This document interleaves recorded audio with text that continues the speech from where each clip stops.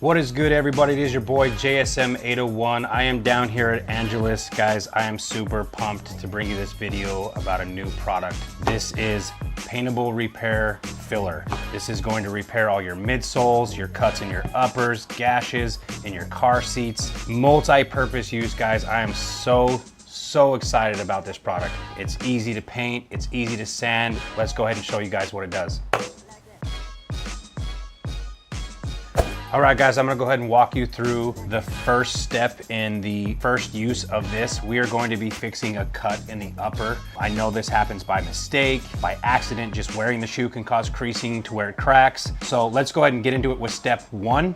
Step one is going to be prepping the leather. You're going to need sandpaper. It will vary depending on what leather you're working on or what material you're working on. So you might need to get 2 different grits, maybe 3 different grits, starting at maybe a 400 to an 800 and end with a 1500 grit. Once you're done with the sandpaper, you are going to be using Angelus Deglazer, and you're just gonna take that and you're just gonna smooth it out. Make sure you're getting rid of any debris that's on the shoe or stuck to the leather, and just making sure you're getting rid of that finish on top, so it will allow this filler to bond to the leather. So that way it's durable. You don't want this to re-crack on you. All right, step two, guys, is going to be applying the filler. One thing you need to keep in mind when you're applying the filler is that you do need to get the filler inside the gash. That way, when you lay the leather back together, that it creates a bond on both sides, not just a top layer. And depending on the gash size or the material you're working with, you might need to add 1 to 2 layers, maybe even a third. Just make sure that you keep them thin and smooth. That way it makes it easier when you go to sand it. All right, step three, guys, is going to be sanding. And again, this is going to vary depending on which material you are using. You're gonna wanna start with a lower grit and then slowly, gradually go up to a higher grit to make sure that there's no rough patches on the leather. It comes out factory smooth and it's gonna be ready for paint. All right, guys, the fourth and final step is going to be painting the filler. Now, when you add your first coat, whether you're painting or airbrushing, it might bring out the imperfections in your sanding that you didn't see before you applied the paint. You might need to add a little bit more sanding to it, go back to step 3 and sand it down just a little bit more before you do an extra coat of paint, before you hit it with a finish. All right, guys, so that was the breakdown of the 4 steps on a rip or tear in the upper leather. Now what we're gonna go ahead and do is dive in a little bit deeper and see how else we can use this product. Let's start with a midsole. All right, next I will be showing you how to repair damaged midsoles, whether it's a big gash like this caused by some crazy accident by you wearing them and not being careful, or if it's for all the customizers that have issues with getting the pitting out of midsoles when you're doing a repaint for a customer. So let's go ahead and get started and start taping it up. I'm gonna be using Angelus's vinyl red tape. In my opinion, this is the best tape for midsoles. It just blocks out paint. It leaves you with perfect lines, just for some extra protection to make sure that this doesn't get any paint that I remove or damage any of this elephant print. I'm gonna take some of this masking tape and just put it over the top of this midsole just for prevention. Okay, now that I got it taped up, I'm going to be taking the Angelus sandpaper. I'm gonna start with a lower grit and move to a higher grit. So I'm gonna use the 400 and then I'll move up to the 800 and then I'll finish it off with the 1500. In between sandpaper, I'm gonna go ahead and give this a rinse with the glazer to make sure that I got all this debris out of the way. That way I can gauge whether I have sanded it enough. That is pretty smooth. It's starting to look really good. And now I will be filling this in with the filler.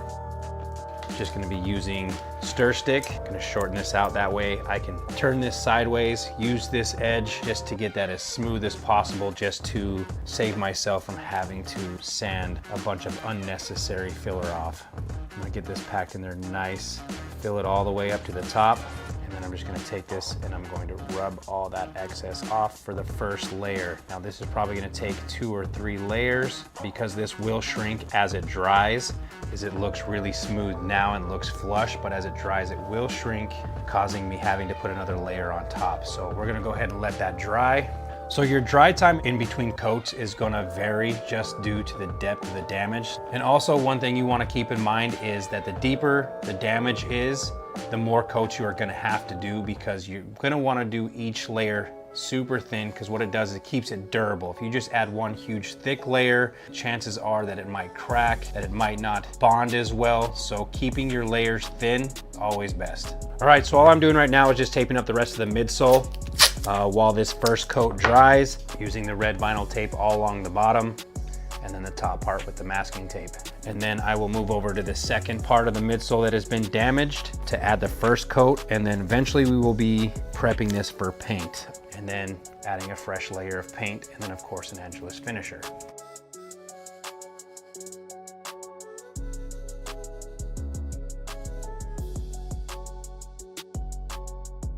All right, so that wrapped it up with the last coat of paint. So guys, super impressed with how easy this stuff is to use. Just one thing to keep in mind is let this dry thoroughly. Don't rush it. It'll be soft when you go to sand it.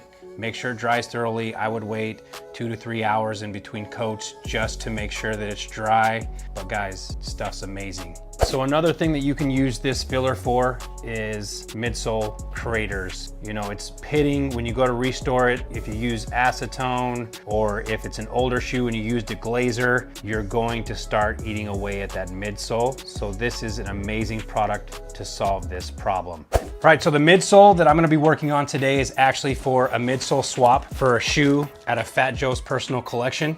I'm gonna be using this filler to fill in all the pits right before I go ahead and put this onto the sole. So a lot of pitting you don't even notice until you go to put your first layer of paint on, which we have in this case. You can see it here, the damaged midsole. So the first thing I'm going to do is I'm going to start sanding this down. I'm gonna use just a high grit sandpaper. There's no need for me to rough up the surrounding parts, the parts that are not damaged. All right, now that we got it sanded, you're gonna take your microfiber rag and you're just gonna wipe down all that dust. Now I'm just gonna take a little bit of this filler. I'm just going to use a spoon as an applicator, and I'm just going to rub this in, and then I'm just gonna rub this smooth to make it easier when I go to sand this off. And usually with pitting, it's only gonna take one coat to make sure that that comes out perfect when you add your second coat of paint. And because this is so thin, this is only gonna take 5 to 10 minutes to dry. All right guys, this one is dry. So what I'm gonna do is go ahead and use a very high grit sandpaper, the 1500. I'm gonna go over this before I add a layer of paint. I'm just gonna go ahead and wipe this off, make sure that all that debris that I sanded down is not sticking to the midsole, so when I go to add paint, there'll be no bumps. Just a nice smooth finish. Let's add some paint and let's see what it looks like. Let that dry in between coats. So now that I got the second coat of paint on, I can see where I had missed sanding some of that filler off. So what I'll do is let this cool down. I will hit it with a high grit sandpaper, and then I will finish it off with one more coat of paint. All right, now that we have our final coat of paint on the midsole, you can go ahead and see the treated section versus the pre-treated section. And that was with one coat of the filler, a light sand, and 2 coats of paint. Got rid of all the pitting. So for the last part of this video, I'm gonna be walking you through how to use the filler to repair a torn leather seat, whether it be a car seat or a couch, and then we will color match it and make this thing look brand new. All right guys, so we went ahead and just pulled the headrest off of the couch. This can happen by putting a bike in the back of your car. I ship a lot of boxes out every day, so in the back of my headrest gets a lot of wear and tear just from the boxes sliding around. So the first thing that we're gonna wanna go ahead and do, just like in any case, is we're gonna wanna clean this with some deglazer before we put the filler down. All right, so now that I got this all cleaned off, I'm just gonna let it air dry and make sure all that chemical completely evaporates. That way it doesn't affect the bonding agents at all. So while that's doing that, I'm gonna go ahead and take some of the filler, and I'm going to use some of this gray taupe. It's a color that almost matches exactly.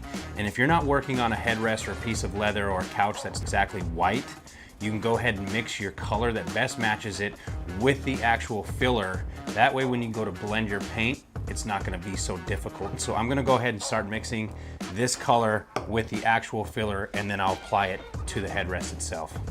All right guys, and another benefit of adding the paint in with the filler and mixing it is if any more damage gets caused back to the headrest, like you go ahead and put boxes back in after you've repaired it, it's not just going to rip that top layer of paint off and then expose white underneath. So once I mix this, and you scratch it again, it's going to remain the same color. All right, now that I got the filler mixed with the paint, I'm gonna go ahead and just start applying this. I'm gonna go through and make sure that I get it underneath the leather, because I almost wanna make a patch on the underside of this as well, just for more durability. Once I get it all underneath the leather and make sure that I have enough to build that layer, now I'm just basically gonna spread this out to build a big enough layer on the top again for just more durability. I'm just gonna move this around to try to give it a little bit of texture. Now this is gonna vary. Getting texture, there's various ways. Every piece of leather has different texture. So you're just gonna have to find the best method to fit your need. You can use a sponge, use a dab pad. What it comes down to is what your personal preference is. All right, guys, I got this completely sanded. And again, I just want to stress how important it is for you to wait till this is completely dried before you start sanding. I set this out in the sun for about a half an hour before I started sanding it, just to kind of help it dry quicker. The next step I'm going to do is going to be adding some more lightly with just any kind of tool, guys, just something to add some texture to it. I don't want it to be completely smooth. So all I'm going to do is just take this plastic knife, put some on the tip, and I'm just going to dab it. Now I know it's not going to come out exactly the same just because I am using a putty versus natural grains in the leather, but I just didn't want it to be smooth. So I'm gonna go out, let this completely dry, set it in the sun, come back in about 20 to 30 minutes, and then sand this without sanding it completely smooth, and then I'll be ready for paint. I'm just gonna do a few coats. I will go heavy in the center, making sure that I cover up all this filler, and then I'll blend it out to the sides. That way it ends up matching perfect, and then I'll hit it with some matte finish just to color tone it and try to get it as perfect as possible.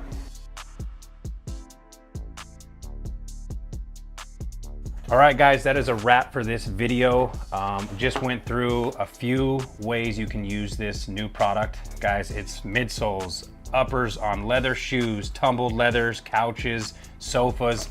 Realistically, it's endless what you can use this stuff for. I appreciate you guys tuning in, and go ahead and check out my page at JSM_801_customs. Take it easy, guys. I appreciate you.